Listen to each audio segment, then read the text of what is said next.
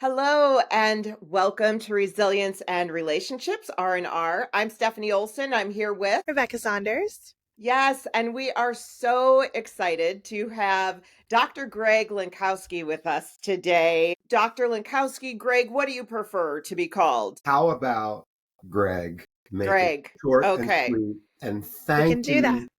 thank you so much for having me on your Yes. podcast, Stephanie and Oh, Rebecca. we are so glad that you're here. So tell us a little bit about yourself and why you think that this is a conversation that we should be having. Well, there's a lot of I would say there's a lot of reasons. I am blessed to be age 71, and unless something miraculous happens, I'm embracing the fact that I'm in my last quarter. And it's become increasingly apparent to me that what kind of legacy am I going to leave? And of course, we're at the age where we helped our parents go on to the next part of eternity. We've seen, I'll put it this way, in both of our careers. My wife Lynn is a psychiatrist, still in practice part-time, and I was a diagnostic radiologist. I happen to encounter many of the things that can happen to people. And so, I have all of that but I do have to say that without a doubt, the most important role that I have played in my life, it has been to be a husband, father, and I'm blessed with having the title of being a grandfather. And I so, love that. my question to myself is, what do I want to leave to pass on to the next generation? And Yeah. look, we all understand our country is in a lot of turmoil. There's a lot of people far right, far left. That has helped me, give me more courage to come out and say, I have a voice and I deserve to be heard. And perhaps I have a few nuggets of wisdom that may be able to help other people who are going through very difficult situations Yeah. like I've lived through. And I want to be able to share that in order to maybe help somebody navigate through a bit better. I love that. Legacy is so important. I personally don't have grandkids yet, but they say that grandkids are just a reward for not killing your own children. So I think that. or getting killed by your Yes, own children. exactly. So I love that. And legacy is important because what we do today will have an impact on the future and future generations. Yeah. Now, you wrote a book. Tell us a little bit about your book. I wasn't thrilled initially about the notion of writing my autobiography, but here it is. Shameless promotion, Dare to Thrive, Lessons Learned from a Trauma Survivor. Actually, believe it or not, I started writing and keeping notes and even cutting tapes on the old little cassette tapes. Back in the day, yes. Yeah, approximately 30 years ago, we were blessed with a daughter. We had our daughter in 1990, and then just about 3 years later, we were blessed with a son, and we named him David. That's where a real tour through the valley of hell for our whole family, especially David, began. But it didn't begin right at his birth. We believed and assumed that he was healthy. He had a couple of minor issues, as an early infant. But as it turns out, roughly about 3.5 months of age, we discovered that he wasn't making eye contact with us. And so, being cautious parents, we brought him into a well baby checkup with the pediatrician. And I got to tell you, I'll never forget that day. We were there hoping to hear just reassurance, everything's fine. Well, we watched the expression on the pediatrician's face change from his usual countenance to a look of very grave concern. And of course, we freaked out. Like, what's going on? What's going on? Right. And he said, well, I'm sorry to tell you this, but your son has developmental delay. And look, Stephanie and Rebecca, even being physicians, I had no idea what that meant. Right. It started us on a very long journey of CAT scan of David's head, a urgent visit to the pediatric neurologist, and then subsequently metabolic geneticist, MRI, etc. Well, at about 5 months of age, seizures became part of David's life. And he had so many seizures. I remember counting one day seizures that I could see, Mm. something like 158 seizures Oh my in one gosh. day, and he was Goodness. having probably many more than that. And Wow. it was very difficult to control them. Even the best doctors who took care of David never did come down with a definite diagnosis. It was just some unspecified problem with the development in his brain of the white matter. And we were basically left doing our best to take care of our precious son, who was functionally quadriplegic and Oh wow. very much like an infant. He couldn't walk, couldn't talk. And that totally changed our whole family dynamics in a way that is very hard to articulate. Yeah. But I will tell you, folks out there who are maybe helping a parent who's in his or her later years, or has a child with something, or even a spouse, I'm hoping that I can connect with you to give you more than an element of hope about that. Mhm. There is help out there. There is Yeah. support that's available. And please do not try to do the journey alone. We went on, and we were extremely fortunate.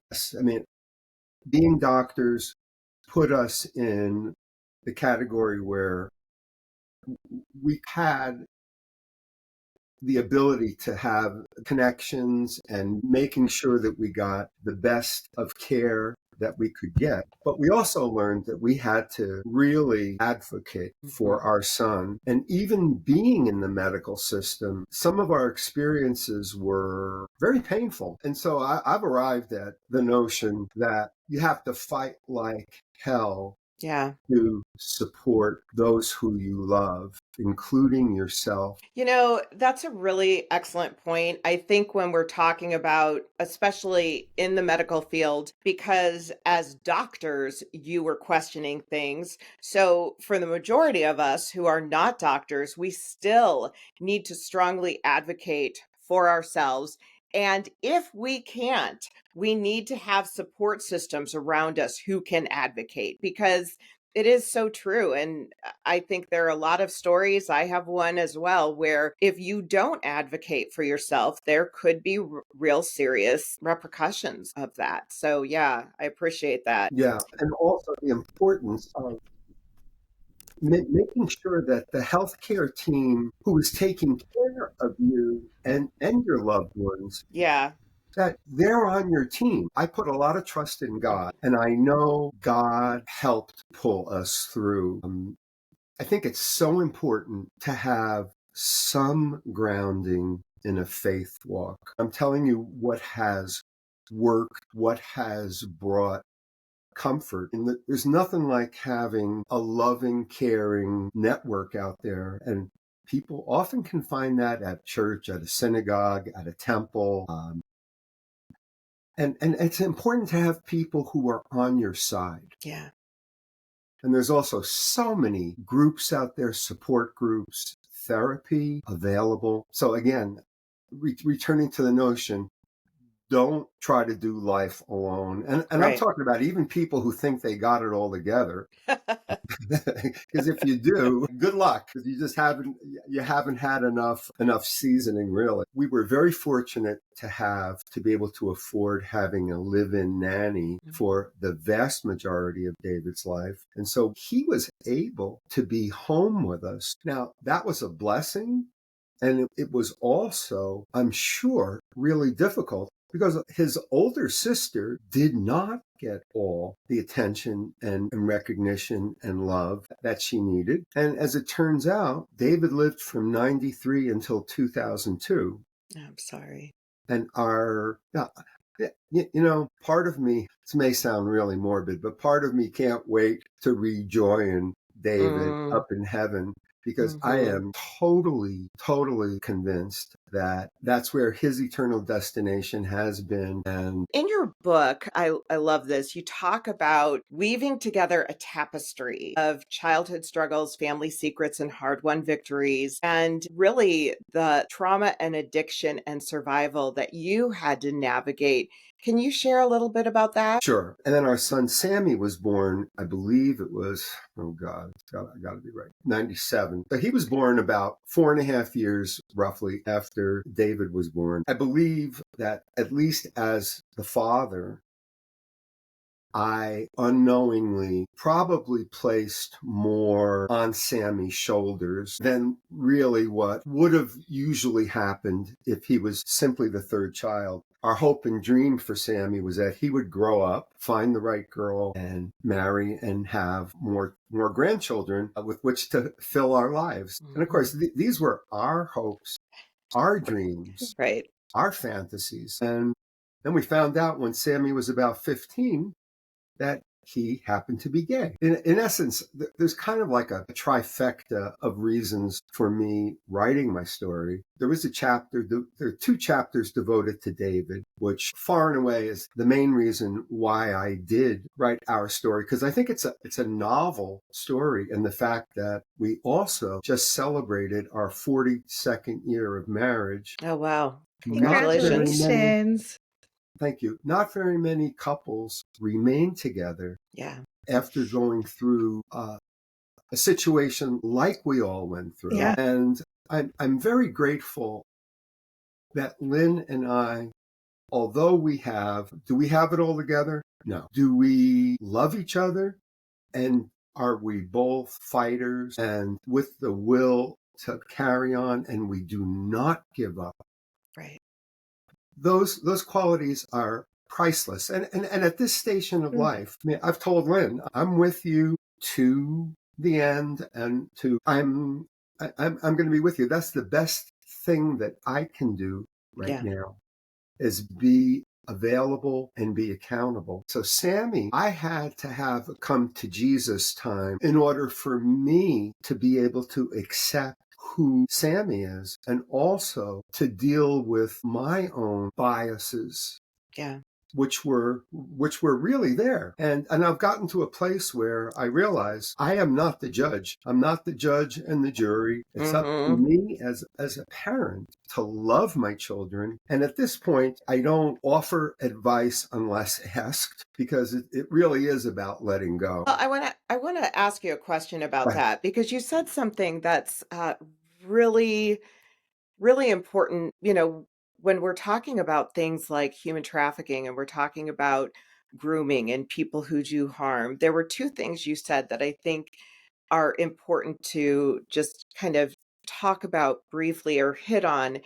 One fact that you really put a lot of effort, of course, into David. And so your daughter may have felt a little bit of the backlash of that just because the attention was going to David and maybe not her. And what I would say about that, we actually have a grooming video. We call it a grooming video, but one of our videos in our curriculum is about a young girl whose brother or sister, I can't remember which, was ill, and the parents, good family, loved each other, but the parents were really focused on the ill child. And so that does create a, well, what about me type reality in a young child's mind, because I mean, not that you loved her any differently, but that focus is different. And of course, the kiddo feels that. But then also with Sammy, and we know that LGBTQ plus kiddos, youth, young adults, all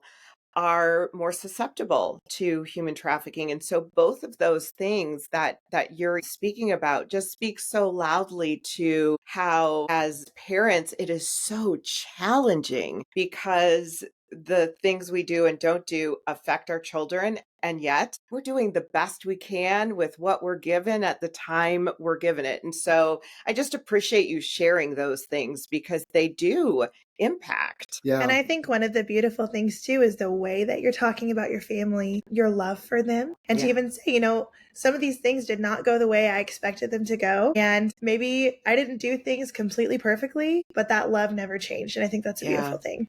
I do too. And if I may now crank the clock back Mm. to growing up in North Yonkers, my family that I grew up in was, well, let's just say it was a very difficult journey navigating through childhood. And of course, as kids, we actually thought, hey, we're just a regular family. You're a regular family in North Yonkers. No, we're going through it. Yeah, my dad does drink some, and mom and dad do bicker a lot. Doesn't everybody? Anyway, as it turns out, I have an older sister and two younger brothers. Probably when I was around 9 or 10, my dad started resorting to alcohol abuse. I mean, you can call it alcoholism. I think the current terminology is alcohol use disorder. Well, as a young child, I had no idea what my dad's story was. But boy, was I to find out later, way later on in life. He was in the Navy. He was in World War II at Normandy, at D-Day, and saw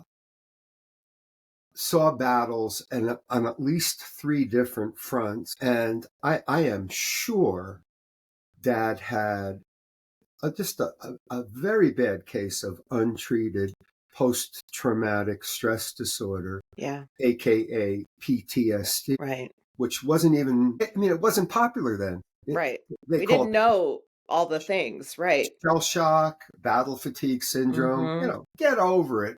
And probably only the worst of the worst people wound up getting hospitalized and medicated with whatever they had available back then. But Dad started drinking, particularly on the weekends. And there was one weekend in particular that like the Sentinel event happened in our family. And I believe I was probably 13 or 14 years old. It was a Saturday morning. Mom and Dad had been fighting verbally and yelling at each other. Dad was very intoxicated by the late morning. He would go down to the unfinished basement, we called it the cellar, and we basically discovered that he had many flasks of alcohol, be it vodka, whiskey, scotch, whatever Dad was able to get his hands on. So he came up and was in the kitchen and had a loaded 45 caliber semi-automatic pistol, shot it into the floor of the kitchen, and then announced to us, I'm going upstairs to kill myself. Oh, geez.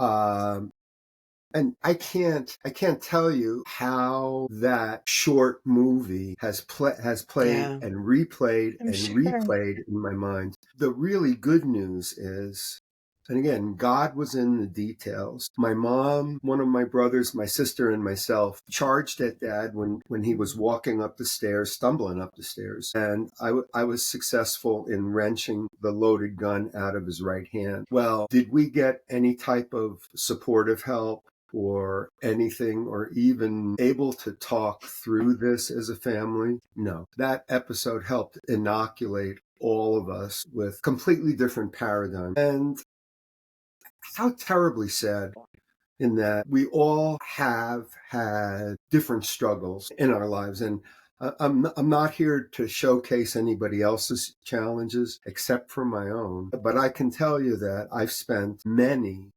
many years in my own therapy replaying some of the events that have happened and striving to rewire my brain and also to work on the anger, the profound sadness and disappointment of not having had that kind of childhood, and then having to basically invent who I was going to be as a husband and also as a father. Yeah. It was a very hard journey.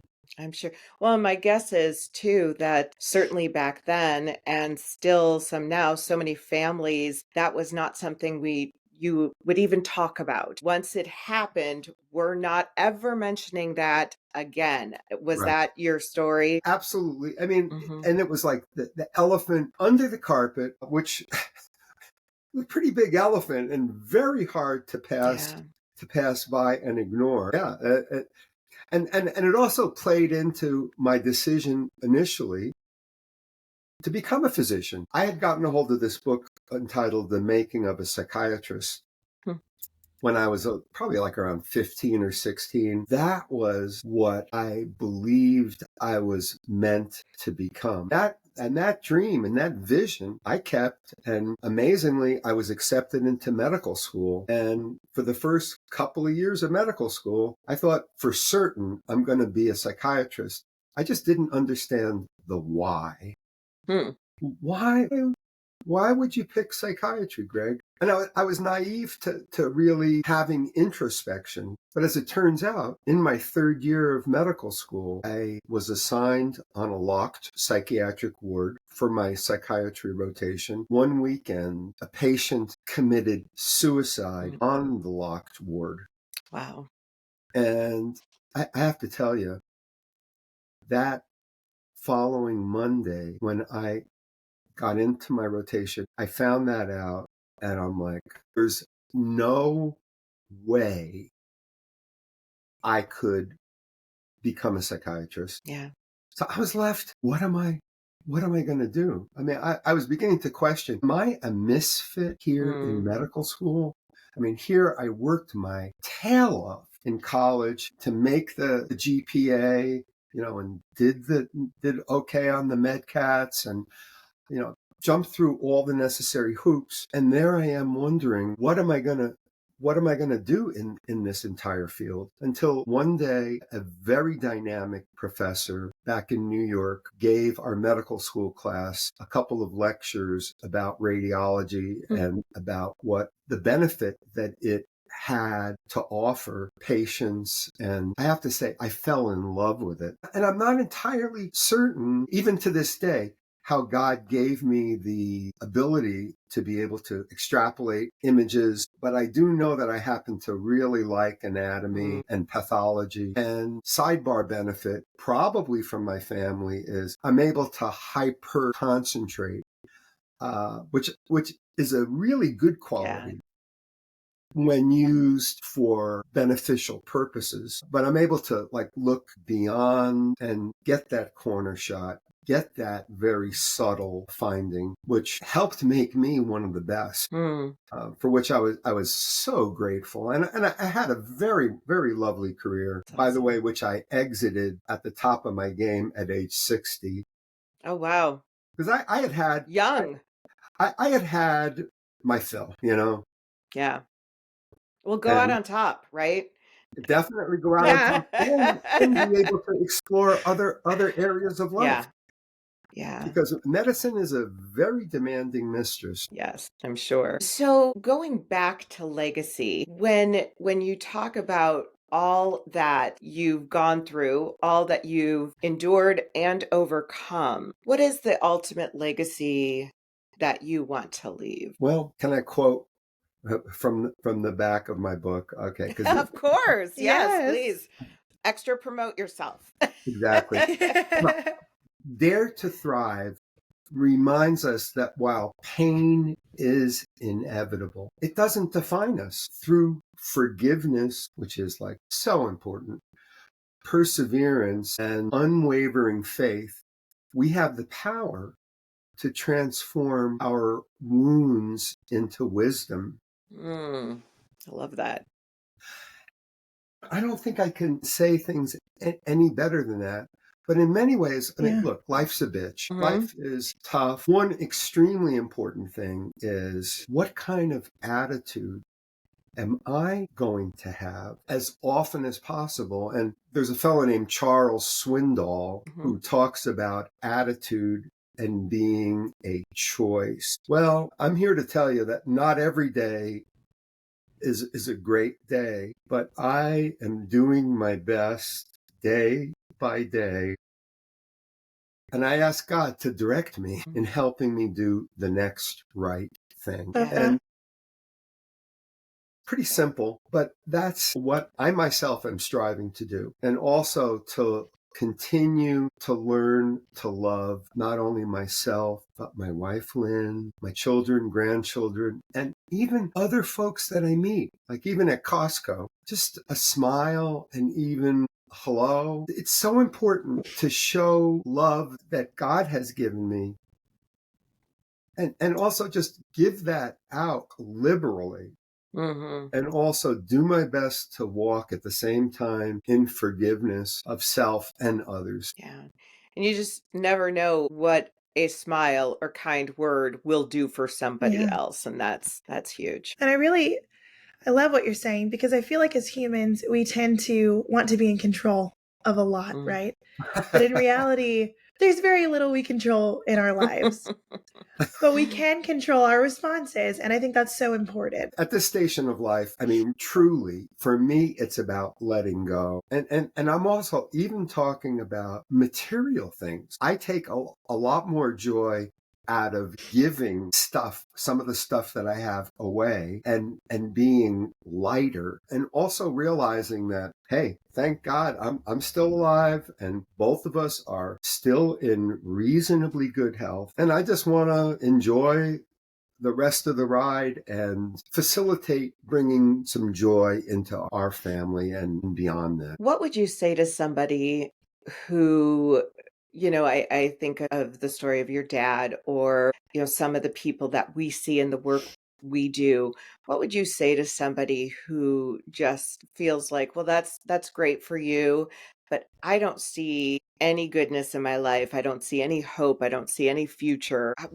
How can this help me? Good question. Well, for one thing, even like for young folks, if you're fortunate enough to have somebody in your life who maybe has gone through something similar, maybe to what you have, it's so important on relying on other folks like a mentor, even a teacher. Like I know you folks deal with those precious, precious individuals who are groomed and involved in human trafficking, just to realize that you are worthy. Reach out to people, reach out to helplines. There's just a variety of things, even going to Google and saying, okay, this is what's going on with me. Where can I get help? Yeah.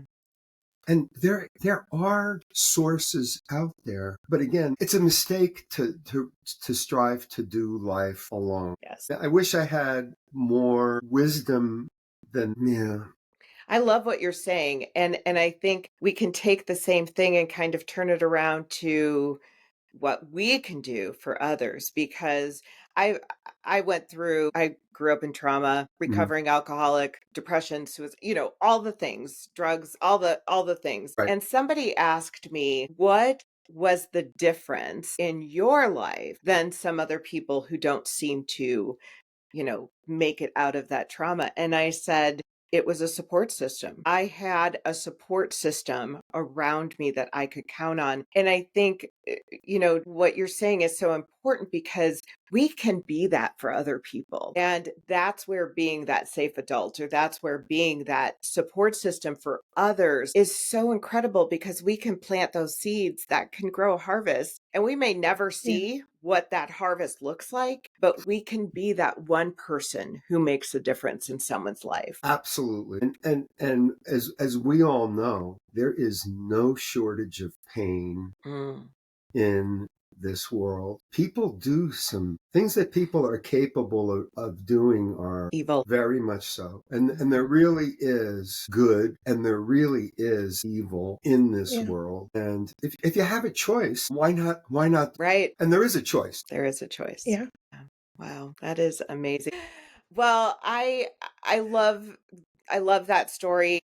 I also love and I always say this, you can always tell people who have been through the healing portion of life Yes. because they're not sitting in the muck of the story, they're talking about the redemption and the other piece of the story. And that's what I hear from you. And I love your humility, uh, but also your wisdom and your willingness to give back. And that is absolutely beautiful. Thank you.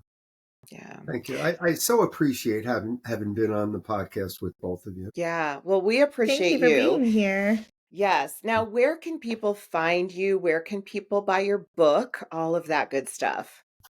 Well, easiest place probably to buy my book is Amazon. It's also on Barnes and Noble, other places as well. And By the way, if anybody out there feels led to buy my book, very much appreciate a review on Amazon. Particularly if you resonate with what's in my story. But I hope I get to network with both of you again. Yes. I No very question. much Yes. really appreciate both of you and the work that you are doing. Thank you so much for being on the podcast, and we appreciate you. So join us next time. Thank you so much for joining us today, and get some R&R. We'll see you soon.